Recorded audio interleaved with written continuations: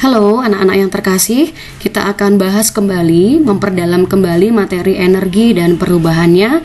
Meskipun sudah kita bahas sebelum pembelajaran daring berlangsung, tapi sebagai materi PAT, maka Ibu rasa perlu mengingatkan kembali untuk materi energi ini.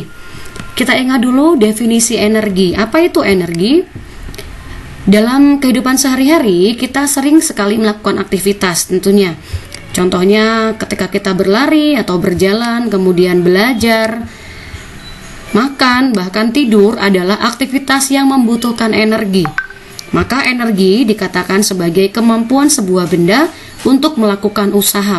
Dalam fisika, aktivitas atau kegiatan itu disebut dengan usaha. Lalu yang berikutnya tentang energi kinetik. Apa itu energi kinetik? Ketika sebuah mobil sedang melaju dengan kelajuan tertentu atau seorang anak yang sedang berlari, dikatakan mereka membawa energi kinetik. Maka energi kinetik adalah energi yang dimiliki benda karena benda tersebut bergerak atau mempunyai kecepatan. Nah, bergantung dari apa sajakah besar kecilnya energi kinetik itu? Energi kinetik bergantung dari yang pertama, massa benda. Yang kedua, bergantung dari kecepatan gerak benda. Artinya, dengan massa dan kecepatan yang besar tentu akan mengakibatkan efek yang besar pula ketika sebuah benda dikenai energi oleh sesuatu yang sedang bergerak ini. Secara matematis, energi kinetik itu dirumuskan dengan EK, itu simbol dari energi kinetik, sama dengan setengah dikali M dikali V kuadrat.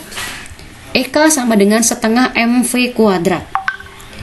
M adalah simbol dari massa benda. Satuan massa harus dalam kilogram. Kemudian V adalah simbol dari velocity atau kecepatan gerak benda. Satuannya harus dalam meter per sekon. Dan EK adalah simbol energi kinetik.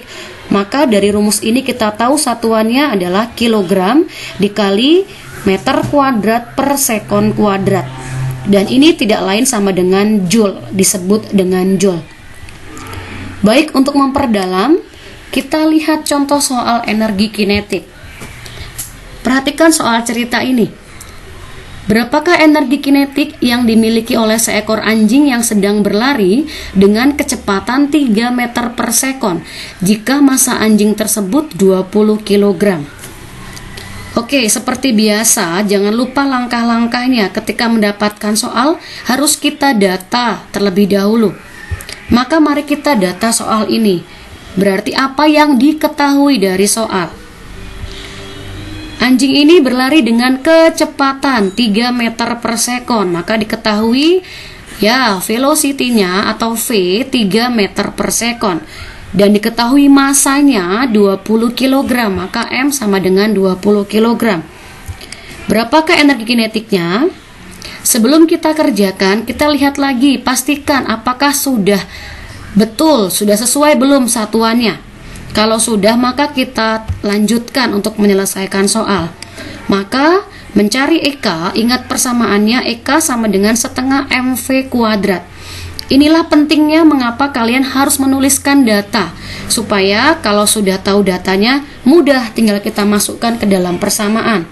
Maka EK sama dengan setengah, dikali M-nya diketahui 20 kg, V 3 meter per sekon. Ingat V-nya harus kuadrat, maka mesti kita tuliskan kembali, tuliskan 2 kali. Maka 20 dikali 3 dikali 3. Dikalikan setengah, secara matematis ketemu bahwa EK sama dengan 90 kg meter kuadrat per sekon kuadrat, yang tidak lain sama dengan 90 joule. Paham sampai di sini? Baik, sekali lagi supaya lebih paham tentang soal energi kinetik. Sebuah mobil bermassa 2 ton melaju dengan kelajuan tetap di jalan tol sebesar 90 km per jam. Berapakah energi kinetik yang dibawa oleh mobil dengan keadaan tersebut? Oke, kita pahami soalnya dan kita data dari yang diketahui. Mobil bermassa 2 ton, maka kita tulis M atau massanya 2 ton. Apakah sudah sesuai satuannya? Iya, belum sesuai. Masa harus dalam kilogram? 2 ton berapa kilogram? Oke, 2 ton sama dengan 2000 kilogram. Lalu kelajuannya, velocity-nya 90 km per jam, maka V-nya 90 km per jam. Apakah sudah sesuai satuannya? Belum. Satuan velocity harus dalam meter per sekon, maka mesti kita konversi dulu. 90 km per jam berapa meter per sekon? Ayo. Oke, ingat dulu artinya. 90 km itu per jam itu artinya 90 km per atau tiap 1 jam. Maka kita ubah ke dalam meter per sekon. Kita tahu kilometer kita konversi ke meter dulu. 90 km berarti 90.000 meter. Dan 1 jam kita konversi ke sekon, dimana kita tahu 1 jam sama dengan 3.600 sekon. Maka kita hitung 90.000 per 3.600 ya sama dengan 25 meter per sekon. Dengan demikian 90 km per jam sama dengan 25 meter per sekon. Maka berapa ke energi kinetiknya? Oke. Lalu mari kita selesaikan.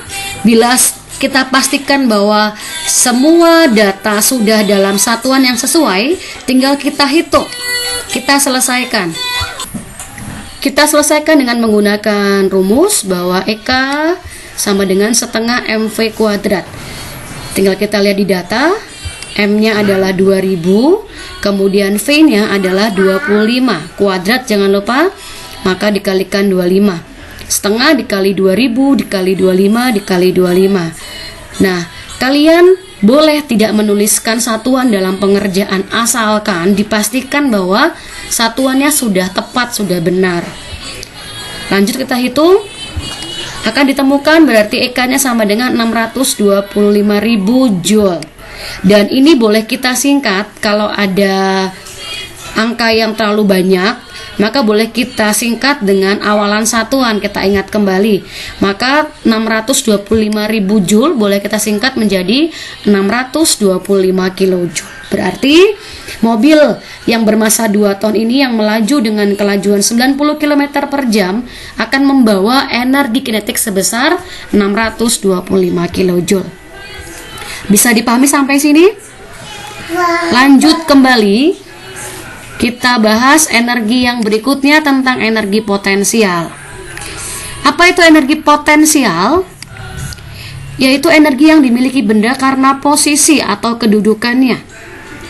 Ada 3 jenis energi potensial. Yang pertama, ketika sebuah mangga ada dalam posisinya di ketinggian tertentu, maka dikatakan mangga itu menyimpan energi potensial yang sewaktu-waktu dapat diubah menjadi energi kinetik ketika mangga itu jatuh.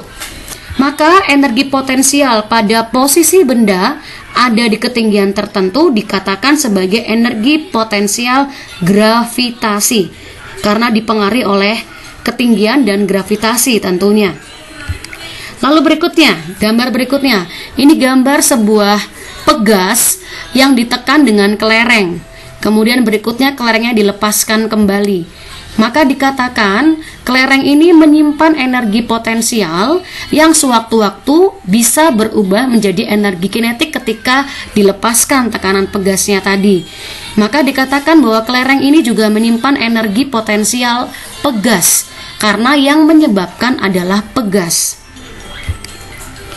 Yang berikutnya, ketika 2 buah muatan listrik sama-sama bermuatan positif didekatkan, maka keduanya akan saling menjauh. Karena apa? Karena mereka punya energi yang dinamakan dengan energi potensial listrik, karena yang menyebabkan adalah muatan listrik.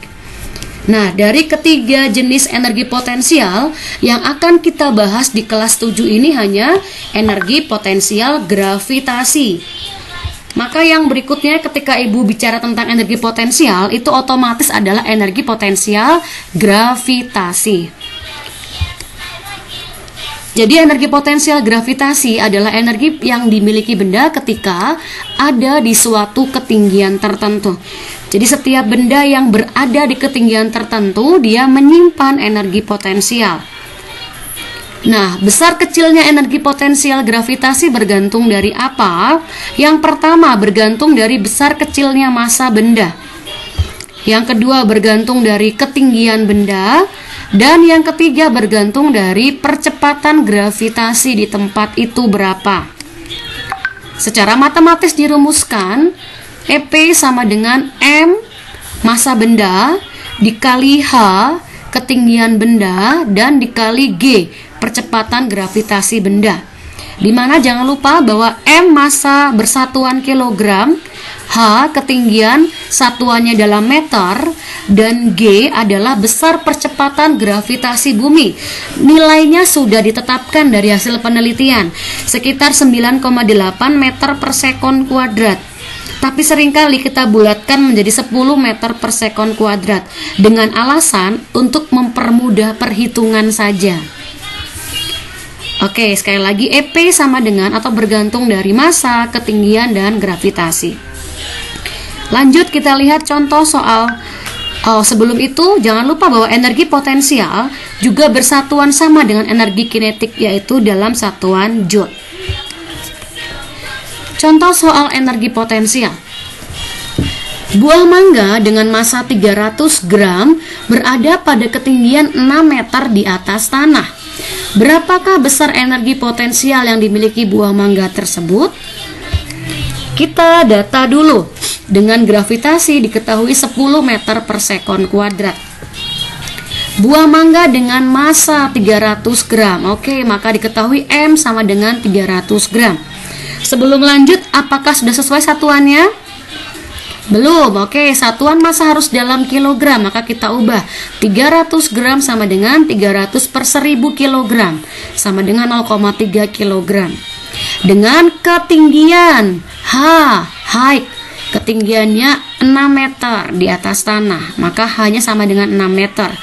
Sudah sesuai satuannya? Sudah. Dengan G 10 meter per sekon kuadrat, maka berapakah energi potensialnya? Tinggal kita masukkan ke dalam rumus. EP sama dengan M dikali H dikalikan G. Kita masukkan dengan melihat data. M-nya 0,3 kg, H 6 meter, G 10 meter per sekon kuadrat.